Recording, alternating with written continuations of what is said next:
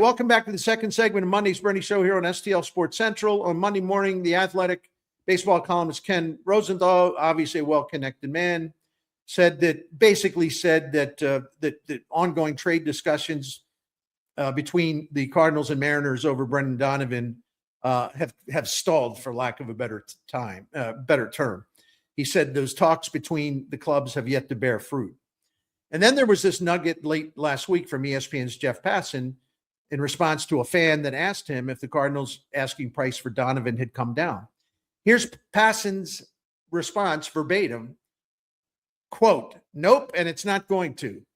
Passan said, "The Cardinals do not need to trade Brendan Donovan. They can move him at the deadline. They can move him next winter. His consistency is among his best attributes, and his value is unlikely to crater between now and then. So Chaim Bloom should do exactly what he's doing. Set an extremely high price and know the team's valuing flexibility will continue wanting him," meaning Brendan Donovan. All right, I gotta disagree with my friend Jeff on one thing. I think it's pretty obvious. You know, if you're trying to trade Brendan Donovan and you can offer the other team, they'll know they can get 2 seasons of Brendan Donovan instead of just 1. Well, that would lower his trade value. So in terms of maximum trade value, that moment is now. Yeah, you can wait. I'm just making the point. You're not going to get more for him if you wait. You'll probably get less for him if you wait. But who knows for sure? Donovan is overrated locally because he stands out on a team without any real stars, and the fans adore him as they should. Donnie is, don't get me wrong, man, he's a really, really good player who would be a plus for just about any team in the major leagues. Donovan provides additional value with that flexibility on defense. And as I pointed out, when a team looks at him and see they got him for 2 years of contract control through 2027, his value goes even higher for the team that wants Brendan Donovan. So there's no need for Chaim Bloom to settle for a deal that just doesn't come close to matching what he expects or wants in return. That said, I feel compelled to point out that Chaim Bloom can't be unreasonable. The problem with that is at this moment, I can't define unreasonable because I don't know what he's been offered or will be offered. But you can always push it a little too far, and then you wind up with not getting a deal that might have worked out well for your club. These hypotheticals are tough to talk about because we don't know for sure what's going on. I will tell you this, and I'll be going against the grain on this one. I just don't get as hepped up on the contract extension idea for Donovan. I mean, there's a lot of media people cheerleading for this. That's fine. But I see a guy, to his credit, who pushes himself to maximum physical exertion. He plays so hard, throws his body around.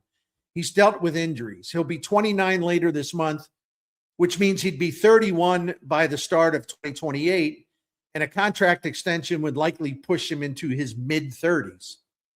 So I'm not real keen on this idea of a long-term contract extension. It's nothing personal towards Brendan Donovan, but a long-term contract extension would likely push Donnie into his age 34 or age 35 or even age 36 seasons. For Christ's sake, have we not learned any damn thing at all about the aging curve for players after seeing how that happened with Nolan Arenado, Matt Carpenter, Dexter Fowler, Paul Goldschmidt, Miles Michaelis, Andrew Miller, and I can name more, but you get the idea. But Chaim Bloom wants to keep Brendan Donovan. It's hardly controversial, and it's certainly not an outrage. J.J. Weatherholt is ready to play second base, but J.J. can also be used at third base. He can be used at shortstop, although the Cardinals have a damn good one in Mason Wynn.